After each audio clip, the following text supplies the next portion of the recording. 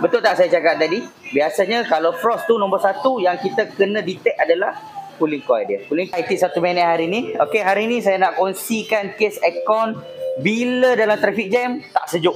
Dalam traffic jam ataupun bila jalan jauh tak sejuk. Okey, untuk kes macam ni, nombor satu, anda kena buat apa? Anda kena buka bonet macam ni. Kemudian anda tengok pipe yang besar ni. Pipe aircon kita ada dua tau. Satu besar, satu kecil yang macam ni. Saya nak anda tengok yang bahagian besar ni. Ataupun tengok yang kat sini satu lagi. Ni kat bawah ni, yang dekat body kita ni. Okey. Ni yang besar ni nampak? Dia ada dua. Satu besar, satu kecil. Nak tengok yang besar ni. Tengok kat besar ni, dia ada kesan frost air batu tak?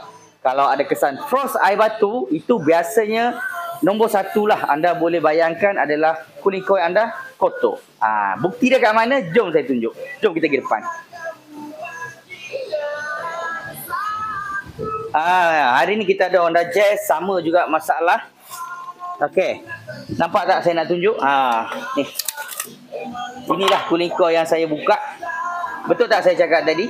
Biasanya kalau frost tu nombor satu yang kita kena detect adalah cooling coil dia. Cooling coil dia kotor macam ni, nampak?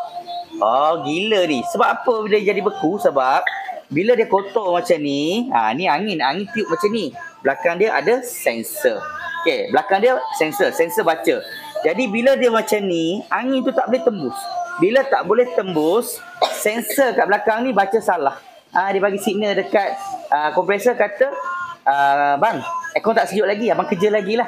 Macam itulah. Jadi kompresor dia bekerja sampai jadi beku. Sebab tu pipe jadi beku. Sebab sensor tu baca salah. Punca dia baca salah ni. Saya bagi kat owner semalam. Ni kita dah buat video, kita buktikan, kita tunjuk dekat owner. Jadi kalau siapa yang ada masalah aircon, terutama yang tak sejuk tu, relax dulu. Jangan top up gas, jangan buat apa dulu. Pergi buat diagnostik dulu. Pergi test dulu, pergi apa orang kata, pergi check betul-betul dulu. Kenal pasti dulu apa punca utama, baru buat. Kalau tak nanti ulang-alik pergi kedai, habis duit. Kita tak mau. Jadi kalau siapa yang ada masalah aircon tak settle, boleh bawa datang ke Fizi Motorsport di Sunway Ipoh. Kami check dulu untuk anda macam ni. Kita tunjuk dulu ke anda betul tak betul, apa masalah, apa punca, macam mana nak settle. Sedapati hari ni settle.